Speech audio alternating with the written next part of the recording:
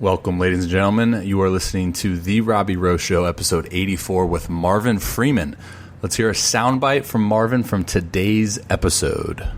Piece of advice that I really want to tell guys is sometimes if you may not be where you want to be at the beginning of the year, but if you be consistent and you stay the course and work hard and make sure you're prepared for anything that you can do, then you get that opportunity and you take advantage of it.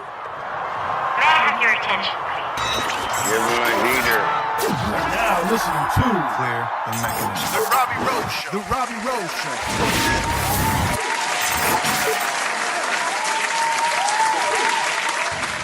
Show. Welcome, ladies and gentlemen. This is Robby Rowland talking, your host for The Robby Rowe Show. You are listening to episode 84 with Marvin Freeman. If you guys do not know who Marvin is, you should. Anyways, he was a former pitcher. And not just any former pitcher. I mean, this dude was a dude. If you guys know baseball terminology, you know what that means. Drafted 9th round out of high school. Decided to go to college because at that point, he'd only been playing baseball for 2 years. He was a basketball player. Mind you, this dude is 6'7". And then went to college and then got drafted in the 2nd round by Philadelphia. And played about 10 years in the big leagues from 86 to 96, Atlanta, Philly, Colorado, Chicago. Spent time both as a reliever and a starter. Best year being the 94 strike year. He was a starter in Colorado, led the league in winning percentage, and he actually still holds the all-time ERA record for a single season in Colorado at 2.80. Anyways, Marvin and I have a really good conversation today, just two baseball minds, not even just baseball minds, but pitching minds, and we kind of just go back and forth on a few things, talk about old school versus new school, velocity, how the game's changed, implementation of new rules, and technology, and all good things that you can imagine having a guy that played in the late 80s, early 90s, compared to a guy that I guess you would say played in, when did I play? Gosh, 2010 to present. I guess that makes sense. If you guys want to take a look at the show notes for this episode, head on over to therobbyroweshow.com/084, therobbyroweshow.com/084. Robby with a Y. In the show notes, I'll include all of Marvin's links, including his baseball reference page for you guys to go check out some impressive statistics on his part. And I'll include some episodes like it. I'll definitely include any sponsorship details for The Robby Rowe Show, including how you can get discounts on specific baseball products, including Pocket Radar, Velo Pro Belt, and tap-weighted balls, tap connection ball, bell clubs, throwing clubs. All of that stuff can be found in the show notes, therobbyroweshow.com/084. Guys, if you guys do not know who I am, my name is Robby Rowland. I am the host of The Robby Rowe Show. That's the podcast you're listening to. The whole foundation for why I started this, that I hit on during the show actually, is taking the experience that we've been so fortunate and blessed to have in the game of baseball and just providing an outlet for you guys to, get that information, get that experience for those that have yet to go through it. Take the information that Marvin and I talk about and apply that to your development. You can find me on Instagram, RobbyRowe12. It's Robby with a Y. Twitter, RobbyRowe_12. Again, all my links, as well as everything I just previously mentioned, can be found in the show notes. Again, therobbyroweshow.com/084. All right, guys. Thank you guys so much for tuning in, and I hope you guys enjoy. Here is episode 84 of The Robby Rowe Show with Marvin Freeman. Enjoy. All right, welcome, ladies and gentlemen, to The Robby Rowe Show. We got episode 84. My guest today is Marvin Freeman. Marvin, thanks for taking the time, and welcome to The Robby Rowe Show. I know it's not a huge... I'm trying to get one of those things where it's like gives the applause in the background, but we don't have that yet. But welcome to the show, man. How you doing today?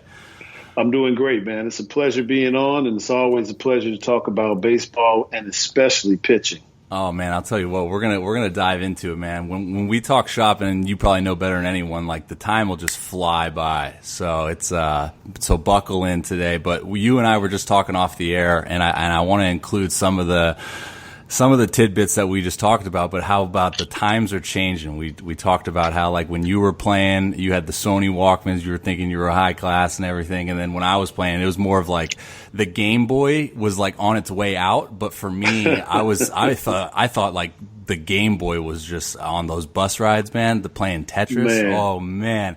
But, boy, you can play that thing for a 12-hour bus ride, and it just made everything seem so short. I know, especially with my personality too. It was brutal because like I'm the guy that if I like start something and I'm not good at it, like I'm not going to put it down until I'm like decently good at it, right? So I remember we were in the Pioneer League, so like the worst probably bus trips of minor league baseball, or arguably one of them the worst. And we were going from like Montana to Wyoming, and I had that Game Boy Color, man, and was just Tetris all the like. Literally, we got there, and I was like, that wasn't even a bad bus ride, like, as long as you had Tetris, But no doubt.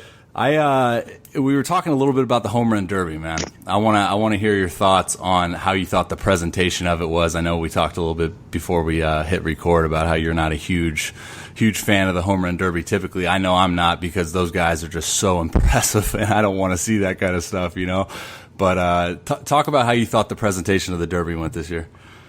Oh, I thought it was spectacular. I was watching it with my son for once, and he's a pitcher as well, but we just talked about how it was last year and compared to the way it was this year. Last year, you had to wait for the ball to land before you could hit your next ball out. Yeah. And it was just rapid fire this year, man. I was like, these guys going to have to burn out sooner or later.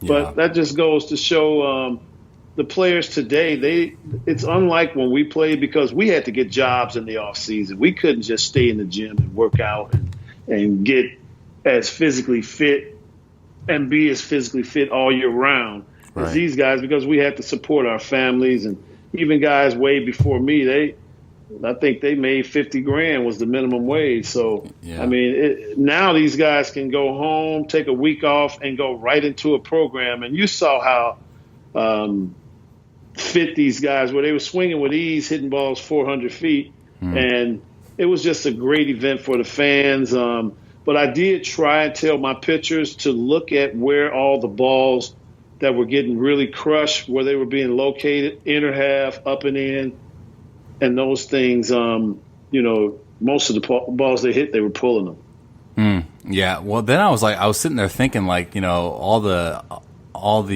highlight on the hitter of that day. And then I was like, how can we integrate something to where the pitchers get some love? You know what I mean? We got to have like a long toss competition or something. We got to have something. What do you think would be pretty fun to watch from like the pitcher standpoint? I was trying to think you ever see those backstops with the numbers on them? When guys are doing their lessons. Targets? Yeah, the targets. The targets, yeah. Put a target up there, put a radar gun in there somehow, make a pitcher throw a slider down and away for 6 points. He throws a strike right down the middle, it's something of that nature. But it can definitely be something that pitchers would really enjoy. I don't think hitters would want to see that 10-pointer for that chin music target that you put up and in, that the pitchers want to take that one shot at. But that would be some things that's interesting from a pitching standpoint. But other than that, man, they're making it harder and harder on the pitcher to even get love now. I saw a thing the other day where they're trying to let guys steal first base. So you don't even have to. Did you see that? Oh, my goodness.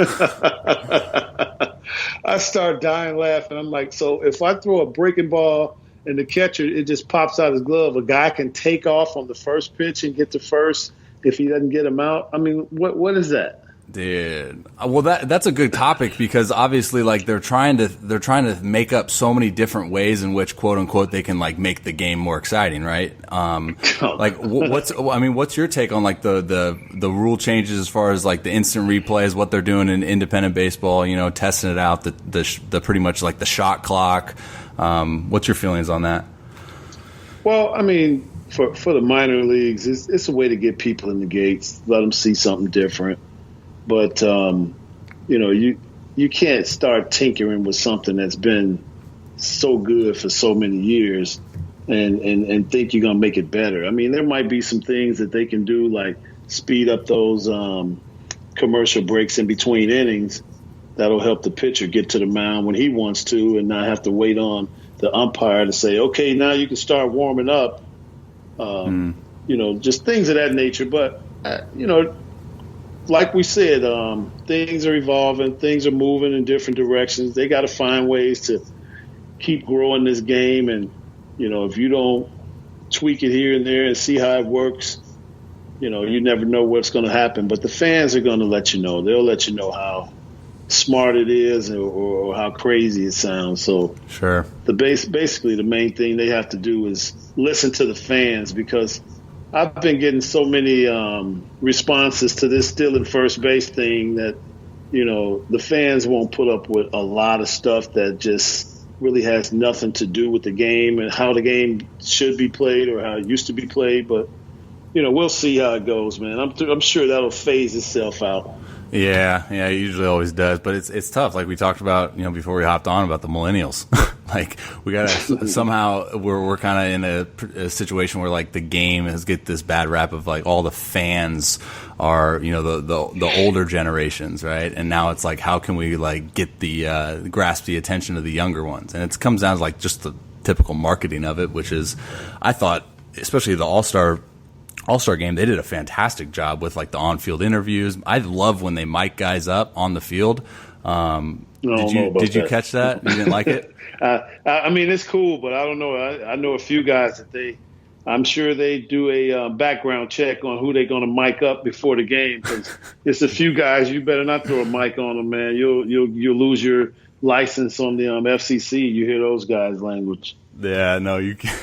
Especially us ball players, Man, I knew some guys, boy, you didn't even want to have, you didn't want let alone a mic, you didn't even want the camera on them after they made an out or came in the dugout and something happened. It was I'm glad they didn't have mics in the dugout back That's then. when you see like the whole dugout just shift to like one side when your girl's coming in after striking out 3 straight pitches, You're just like, okay, here comes the helmet toss, we'll move to the other side. It got to one point, somebody came in the dugout and threw their helmet down, and it hit Bobby Cox on the leg, and the guy walked down to the other end of the dugout, and Bobby fired it right back at him, man. Caught him in the back of the leg. It was like helmet warfare in the dugout, man. I was like, wow, let me go down here to this bullpen where it's a lot of calmer guys down there. Dude, I know. I mean, even like being a starter and a reliever in my career, it's like I love being in the bullpen, man. Like it's so you don't have to deal with all that stuff. I know that might sound bad, but like it's true. You just got to deal with your own different types of personalities. Absolutely, man. I mean, I hate sitting in the dugout after a guy just got punched out. And then he comes back and he sits beside me. Negative energy. Man, this guy's got nothing, man. This guy's got nothing. I'm going, what? you just made you look like a fool. Struck out. Oh, that's funny. That was always funny to me, man. And sitting in the bullpen, you thumping seats and talking about pitchers and. I hope this guy can give us 6 today. My arm is hanging. Who's got the Advil? Like pass around the ibuprofen. Oh man, we carried them in our pockets like Skittles. It was like, is this bag of Skittles? No, that's the Advil, dude. Yeah, it's like in August, dude. You're grinding. You got like 2 months left. Oh, we're in a playoff hunt. Knuckles are dragging on the ground because that arm is hanging. But it was fun, man. I mean, looking back at it now, I miss that a lot. Just grinding it out, man, with the boys in a hot April. I mean, hot end of the season like that, July and August, and. Man, you try to get that with get that type of camaraderie with the kids, and you're trying to get them to understand that this is, how you guys win as a team. You pull for each other. You're always out here doing things to help the team win. But then now somebody wants their player rating to go up at the expense of what the team is doing, I understand it's all about itself. Social media has made everybody a celebrity. I mean, you got guys that walk 5 in a game and all they're talking about is that they touched 90 on the gun. I'm like, okay, well, yeah, all right, hey. And then what's really troubling is they get rewarded for that. So that's the thing that really is hard to fight. You're trying to teach the right way, and then guys getting rewarded, and then they come to find out after the fact that the career is short, the success wasn't there, and everything that you were trying to get them to do, they didn't do, and that's why they got released. And it's tough too, right? Because like I got the opportunity, because I'm actually in Omaha, Nebraska right now, and I got the opportunity to go to the College World Series, and I got drafted out of high school, and I didn't go to college. Like I didn't know what that experience was like, but it was so crazy having spent a decade in minor league baseball, seeing how that operates, seeing those type of personalities, and then going to a college atmosphere. And it's like, holy smokes, that's a different game. They just go about it differently, right? And it's because it's a weird dynamic, because in minor league baseball, you're kind of just a product of your environment, right? Like, I mean, yeah, you want to win, but it's not the highlight of like what your goal is. Your goal is player development, getting better, and sometimes like the winning part takes a back seat, right? Like, did you get to experience that as well, like in your journey? Yeah, I mean, I went to college for 3 years. I got a chance to we won our conference at Jackson State in the SWAC conference, went to the regionals, got a chance to kind of see what that rah-rah. It was more like I compare it to the movie Bring It On, when they go to cheerleader competition and everybody's pulling for one goal. And then I compare pro ball to the scene in Gladiator when it was like, hey, it's me against you. Your roommate could be your competition. So, I mean, right. You're hoping he does well, but, you're trying to get up there too, and you're battling with this guy, and you guys, you got to go out and eat and talk about the things that are troubling you, and he's going, yeah, I was hoping you was having some problems with that, So it's two different, different dynamics. But college, that's, those college guys, you're gonna remember them guys, for the rest of your life, even up into your post years of baseball, and those things are never going to be the same as if you're just playing on a team. I mean, you win a team, you're in the minor leagues, you might win your league, and you're going to remember those guys, but now you're hoping to get called up to the big league. So Once you do, that's okay. Yeah, that was a way to get here, but sometimes guys in college, that's as far as they're going to go. So they pull for each other, and it's fun, man. There's no politics involved like in pro ball. No, not exactly. And that's the whole thing about when guys say, I wanted to get that college experience. Okay, that's fine. That's what you go for. And I was just glad that, my son had a chance to go to the regionals this year and get a chance to witness a piece of that. But, hey, it's a totally different dynamics of both levels. Hey, guys, I got to interrupt this show briefly so you guys can hear from some advertisers. Enjoy it. So I want to dive into your career, man, because, I mean, just looking at it, because you got drafted out of high school, right, in the 9th round by the Expos? And then I went to college? Yep. Yeah, I went 9th round, Montreal. I was in Chicago. I grew up in Chicago, and I didn't have a baseball background. I started playing baseball in 10th grade. I was a basketball player. And I used to just love watching the Cub games after school, because the Cubs was on at 3:15. When we got home from school at 3:15, they were like in the 6th, 7th inning. And then I get a chance to either see Fergie Jenkins pitching a complete game, get a chance to see Big Lee Smith walking in, man. The Cubs are down with the shadows. And so I was like, I could do that, man. And we played this game called Strikeout, where you had this rubber ball, you drew a strike zone on the wall, and it was just at the local park. We spray painted on the wall or used chalk or whatever you did. That's it, yeah. And I was just out there every day, man, after a Cub game, throwing that rubber ball up against the wall, playing basketball. Well, you did whatever season it was. That's what you played in the neighborhood. And we were going by the high school baseball trials one day, and I was telling my buddy, I was like, "Hey, man, I got a pretty good fastball." He was like, "Man, you don't play no baseball." So I went to try it out, man, and I was pumping it, man. And the coach was like, "Where have you been?" And I was like, "In the basketball court." Right. So I gave up basketball, played baseball, got drafted in the 9th round. I knew I've been playing baseball 2 years. I was like, this is no way I'm ready to go and make this a living. You've been playing baseball 2 years at this point. You get in the 9th round?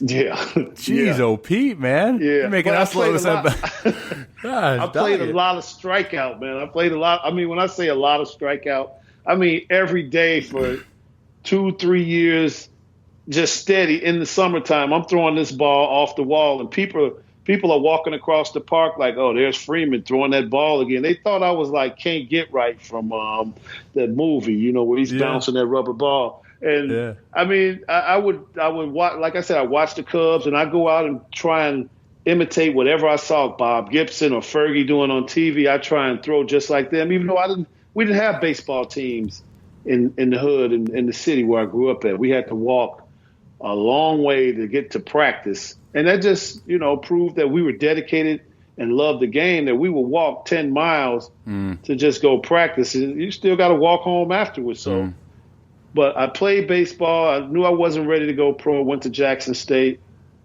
and stayed there 3 years. And I was a Philly second-round pick in 84. I got so. I mean, at 86. At the, I'm curious because, you're a big old dude, right? 6'7". Were you that height in high school? Going into that first draft. When I first started playing, when I first went to high school, I was like 5'9", 5'10" as a freshman. I grew to like 6'3" over the summer.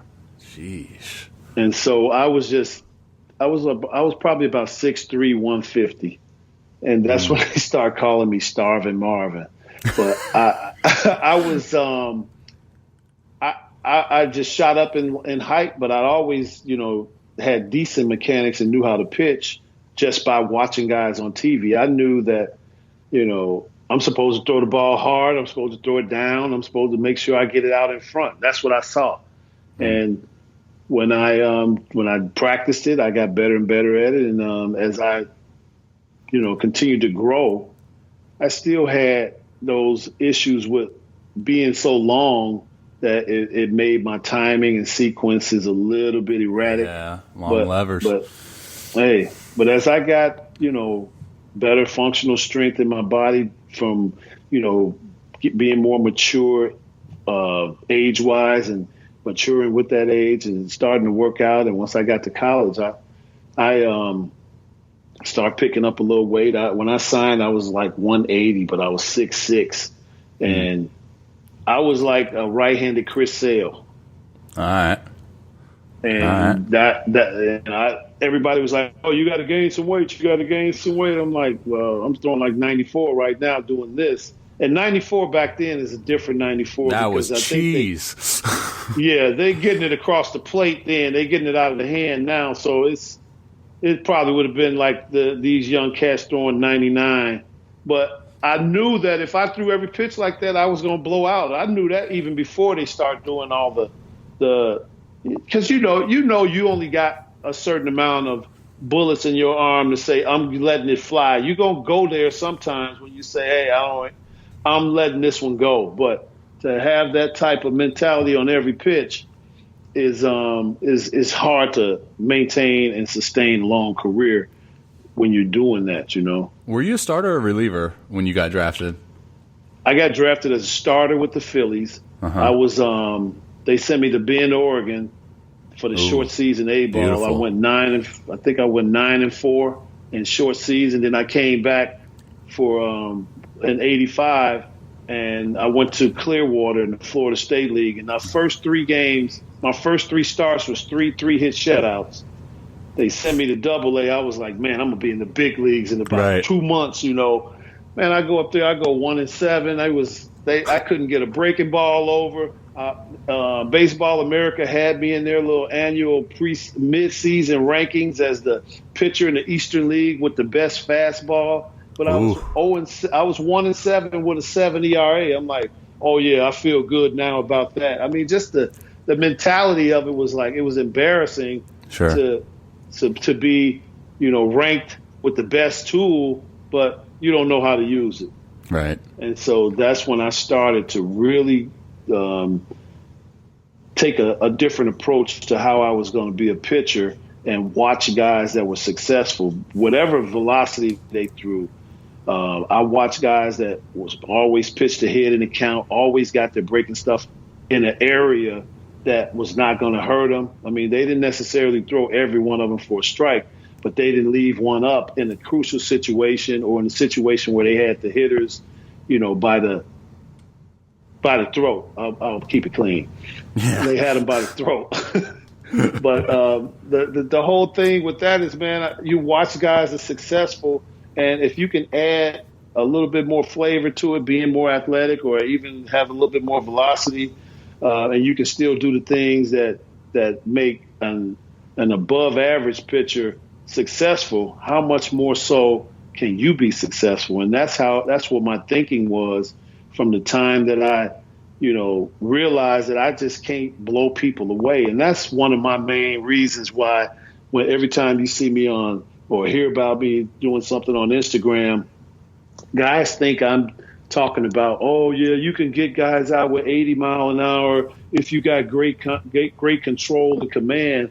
No, I'm not talking about below average fastball with great, command. I'm talking about 95 that you can paint, a slider that you can throw, when you're behind in the count or starting to hit her off, moving the ball in off the plate. Having command of the stuff that you do have is great, and it's the way to pitch.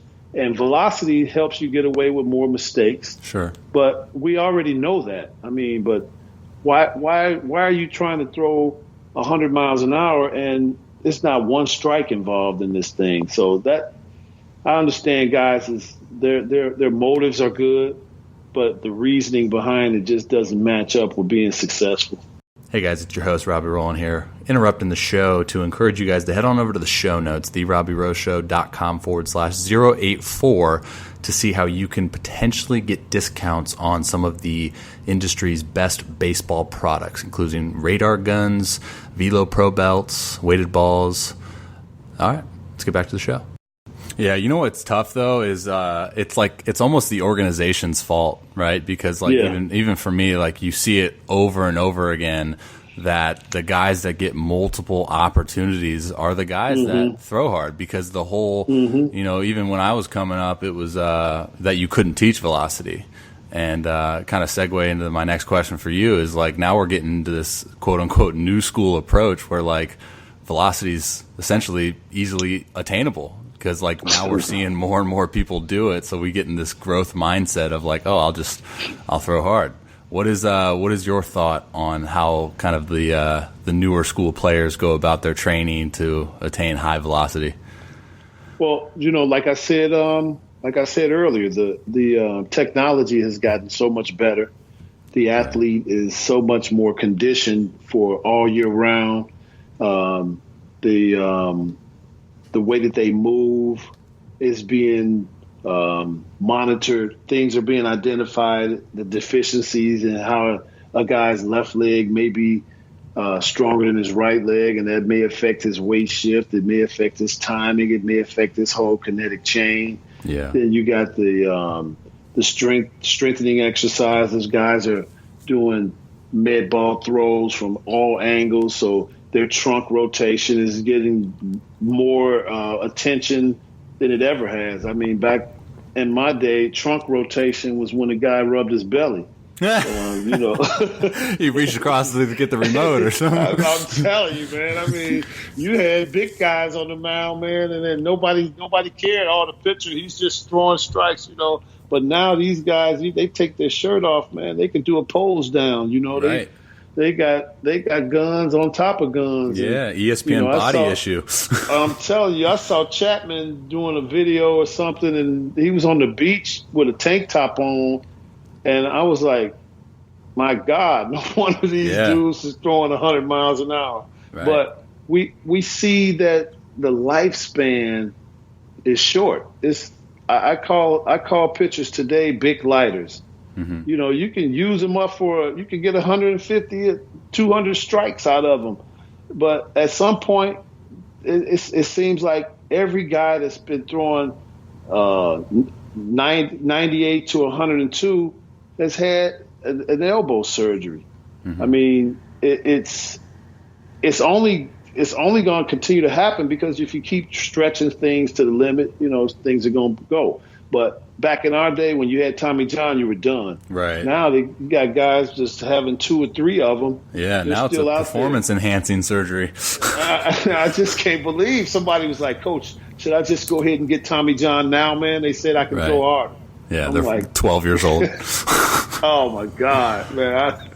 That's crazy when I see a kid, 14, 15, walking up to a tournament and he got his arm in a sling. And I'm like, what'd you do, slide and jam your elbow? No, I got TJ. I'm like, what? Yeah, man, it's just different nowadays. Yeah. It is, man. It is. It's so much.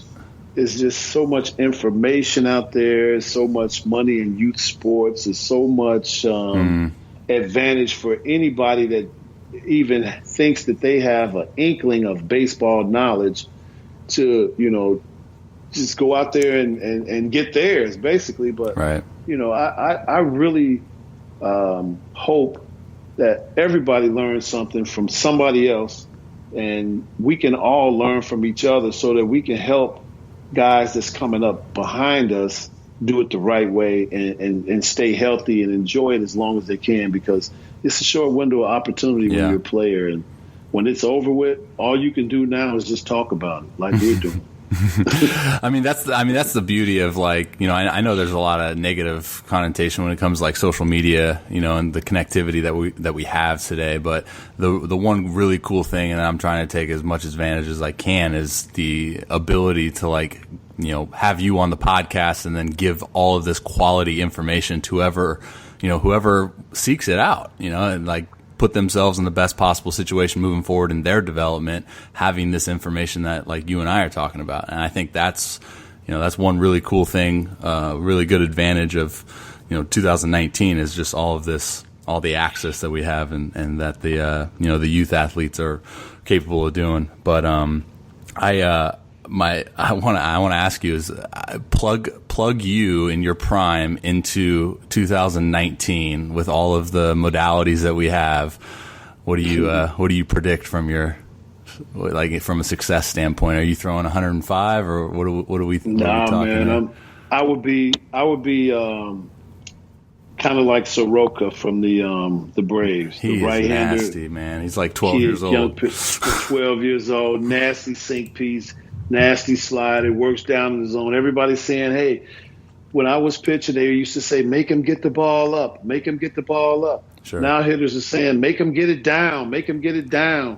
But my sinker was a pitch that I would start on the inner half, and it would dive down and into a righty. And if you can pull that, you're going to pull it in your own dugout. You're going to hit it off your foot. So I wanted you trying to get after that pitch. So that my best pitch was with my slider, and I didn't mind throwing that whenever I can control the outside part of the plate.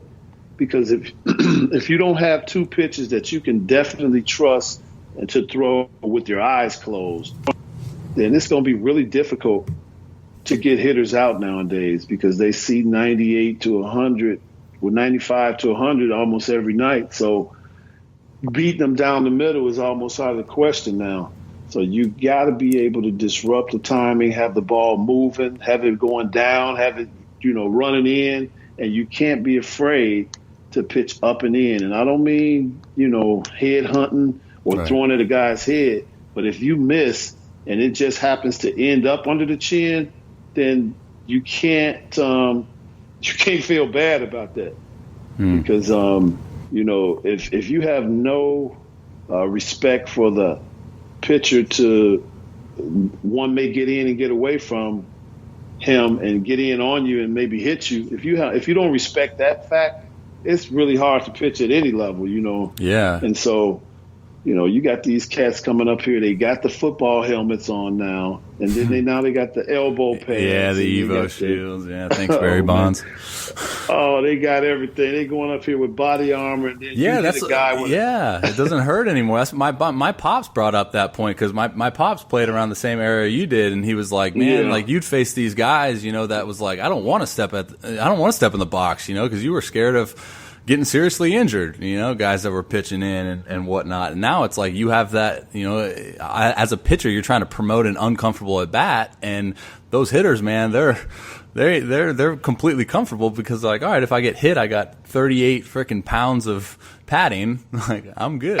What kills me is when they get to first base and the first base coach got a wheelbarrow down there to take some of this stuff off the field after the inning because every guy is giving him 5 or 6 different pads and stuff. So I know as a pitcher, when I'm up there, and I had to hit in the major leagues, I had to hit off guys that threw pretty hard too. And I know if I get 2-0, they're gonna throw me a fastball because I'm a pitcher. Now it's a whole different mentality from if I'm 0-2, because if I'm 0-2 now, I'm thinking, I better not be looking at the fastball. They're gonna break me off. I'm gonna get hit in the head. I'm gonna be really mad. So 2-0, I'm thinking, okay, I'm Dave Winfield now.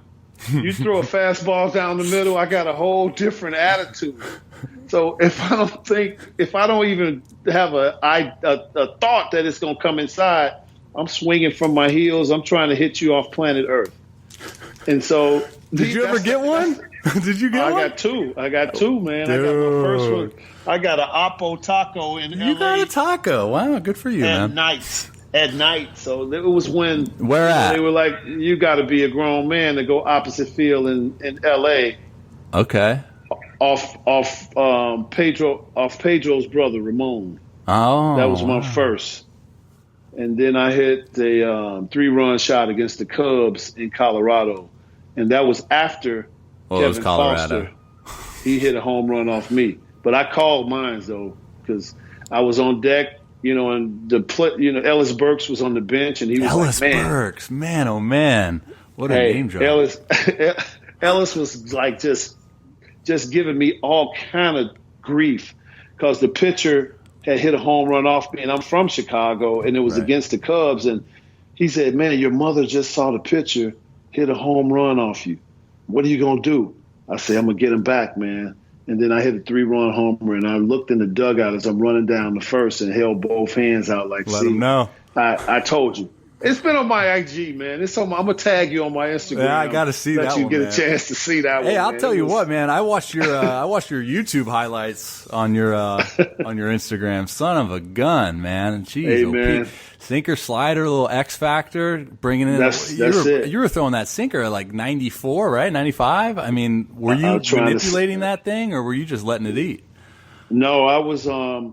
At the end of the season, my right index finger, the tip of it would be so hard from creating that friction and that rotation off that seam that I could punch. I felt like I was like a kung fu master that's been dipping his hand in hot sand. I could punch a hole in a wooden door with my index finger. That's how hard it got from me putting pressure on that index finger so I can get that down and in sink. And then it was the same way with my middle finger for my slider. So my first 2 fingers, man, they were lethal weapons, dude. I was trying to manipulate that rotation as much as possible. I would change my arm slot to get the ball to go either in or down. And I would make sure that was something I worked on, constantly. Even when I was playing long toss, I would try and throw my 4-seam fastball about face high as far as I can throw it and see if I can get it to rise by just trying to finish with backspin. Now they got a spin rate gun that they clock and everything with. I'm like, man, my spin rate probably would have been 5,000. But I was. Well, you were sinking it and you were throwing a 4-seam? When I first came to the big leagues, I thought I was Doc Gooden. Because I was 4-seaming, 3, over the top curveball. I had the 12-6, and I just didn't have the deception because it looked like two different pitches. Right. The four seam, if it stayed up, it stayed up. The curveball, if it wasn't a strike, they took it because it was so big. So I refined my delivery. I got a little bit more 3/4. I added that two-seamer after my first 2 years in the big leagues because I was just missing with so many pitches that weren't missing in a favorable location. And anything moving down for me was it was favorable. So I got 3/4. That made my slider and my two-seamer come out of the same slot. And then I added a splitter.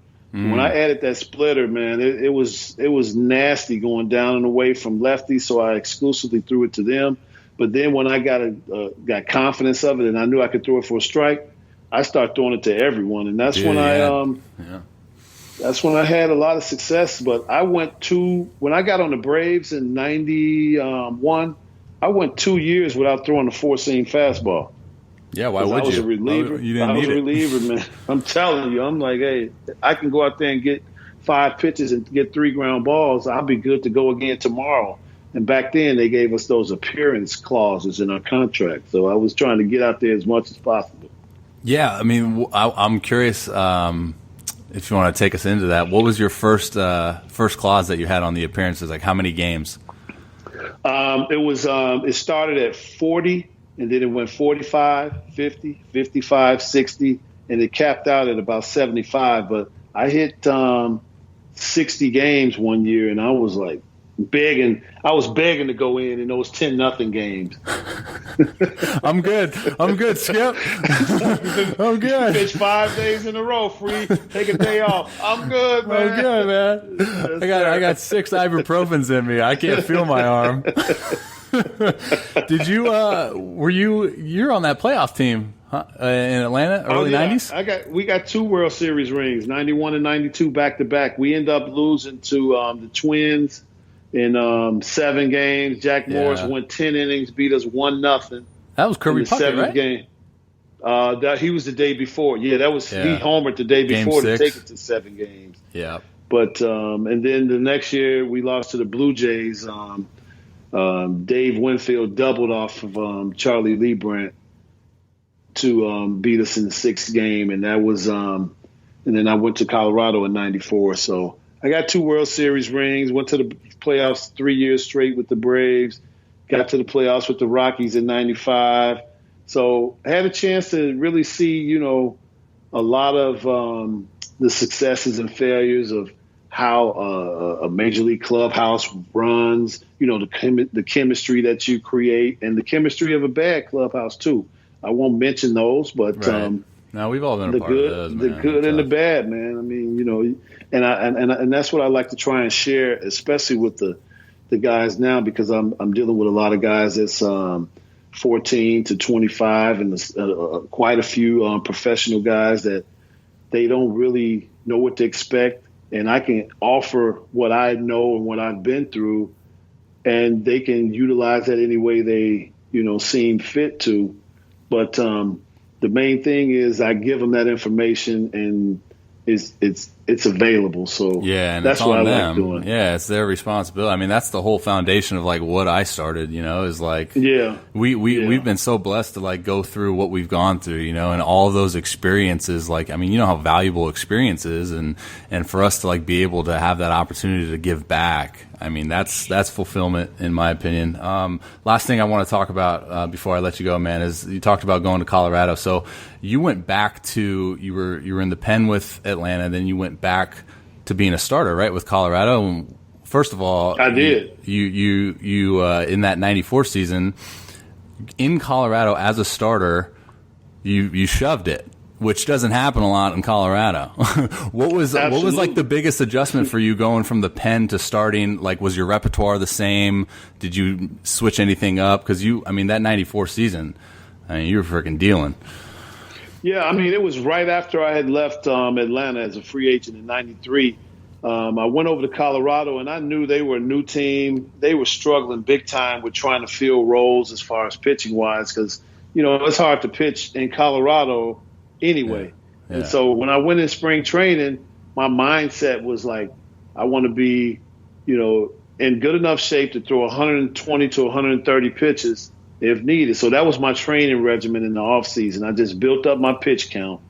And then when I got to spring training, I was just waiting on an opportunity. And that's the one thing that I, want to get over to a lot of kids, or I'm just going to say pitchers to this day, is everyone wants to be on top of the mountain, but when that opportunity comes, are you prepared for it? So I prepared myself for that opportunity, and that opportunity came when the fifth starter, Ken Bottenfield, got his hand broken in bunting practice, and it was maybe 3 weeks before the season was going to start. So they were looking for somebody to step up and be that fifth starter.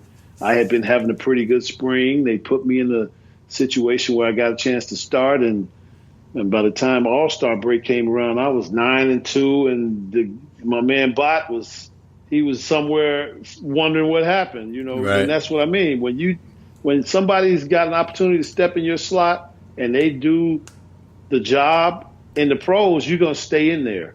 And that's the one piece of advice that I really want to tell guys is sometimes you may not be where you want to be at the beginning of the year, but if you be consistent and you stay the course and work hard and make sure you're prepared for anything that you can do, then you get that opportunity and you take advantage of it. But Colorado you have to, yeah.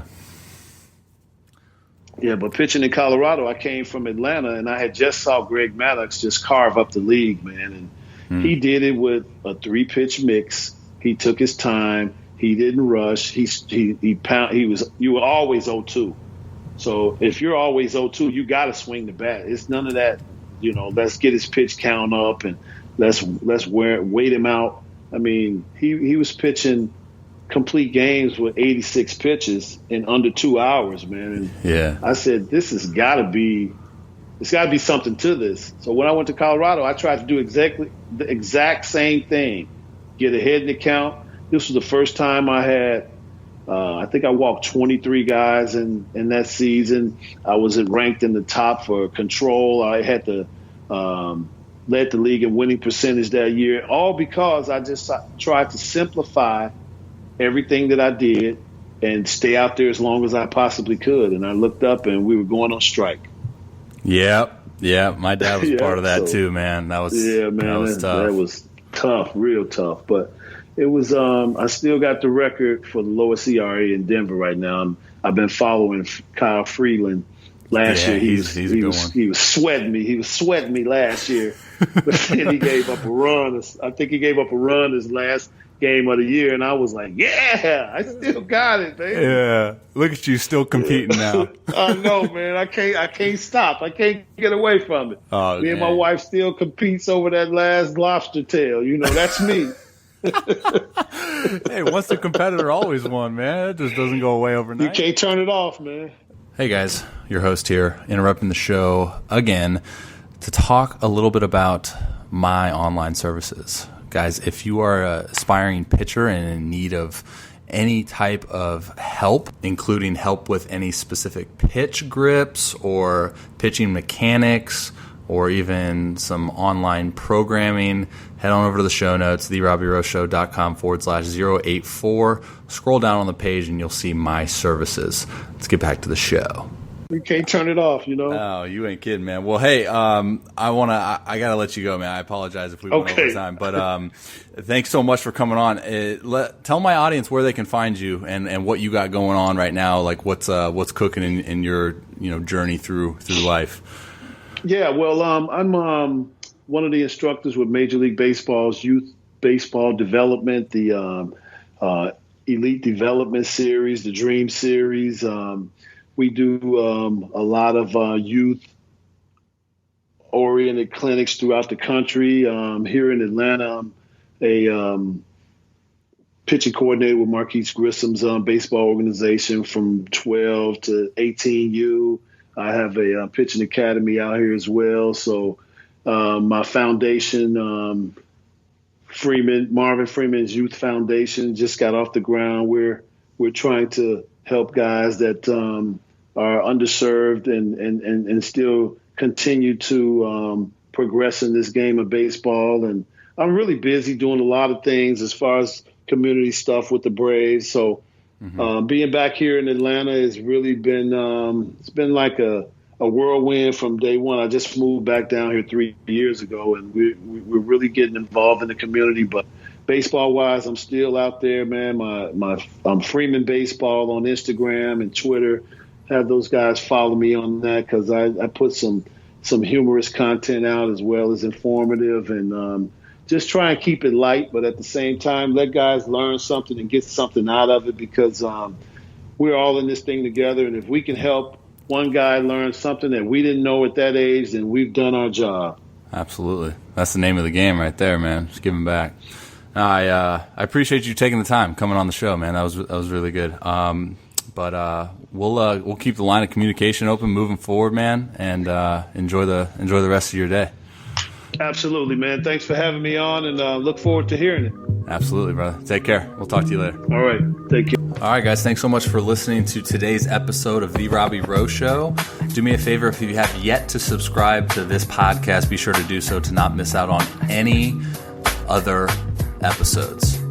Guys, my goal is to bring on as many guests that can provide information like Marvin did today to better equip you for your baseball development / baseball journey. Again, show notes for this episode can be found at therobbyrowshow.com /084. You'll see all of my online services. You'll see recent podcast episodes like this one. You'll see opportunities to work with me via online training, whether it be pitch grip analysis or optimizing pitching mechanics. You'll also see discounted baseball product options ranging from tap-weighted balls to pocket radars to Velo Pro belts to Jaeger bands. All of that can be found at the show notes, therobbyrowshow.com /084. Guys, thanks so much for joining today. Hope you guys took something from it and enjoyed it. Until next time, your boy's out. God bless. Enjoy your day.